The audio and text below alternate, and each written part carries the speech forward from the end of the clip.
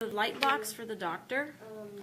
You're going to use the HVE, saliva ejector, and air water syringe, mouth mirror, explorer, and cotton pliers. You've got your gauze and cotton rolls. The rubber dam is optional. I'm going to go ahead and place topical. Doctor will place the local anesthetic. While the patient's getting numb, you'll check the shade guide and select the shade for the composite filling. The mouth block or bite block is optional for patient comfort. You'll use the high-speed handpiece with doctor's choice of burr to open up the tooth. If you get too close to the nerve of the tooth, you'll use the slow-speed handpiece with the contra angle and a latch-type burr. Not that one. Latch-type burr to go in and clean around the nerve of the tooth. Okay, then you're going to use the spoon excavator to clean out any debris or decay. Then you're going to go in with the hand carving instruments. This is the straight chisel, the Wiedelstadt chisel, the bin angle chisel, the hatchet, and the gingival margin trimmer. Once the doctor has refined the prep, if you're close to the nerve of the tooth, you'll use the Dical, which is calcium hydroxide, to insulate the tooth. If you're doing an interproximal filling, you'll place the clear matrix and wedge.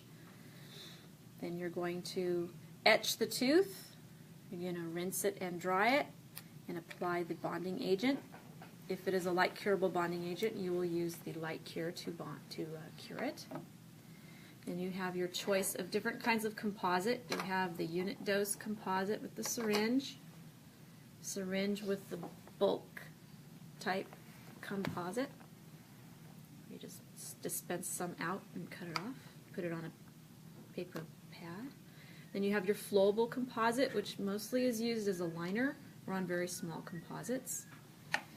Then you have your plastic instrument for placing the composite filling. You may use a Woodson with the composite blade on one side and a condenser on the other. Thank you. To pack the filling, you're going to do several different layers. So you'll do the first layer and pack the composite in there and light cure it. Then you'll place another layer, light cure that, and the last layer you won't light cure until you start carving, so you'll use the acorn burnisher to carve the occlusal areas. You'll probably remove the matrix if you've placed a matrix, and then use a ball burnisher. This is a football burnisher to burnish the tooth and smooth it out. And then when you're done with that, then you will use the light cure and light cure it. Then once you've done all that, doctor will check the bite. If it needs to be adjusted, he will go in either with a high-speed handpiece with different types of diamond burrs or finishing burrs, or a slow-speed handpiece with polishing points or finishing discs, different types of finishing discs. Okay, once he's done that, he'll check the bite again. If it's fine, he won't need anything else to do. He'll use the floss to check the interproximal areas. And you may try an abrasive strip or finishing strip to smooth the interproximal walls. And you're going to release the patient and set up their next appointment.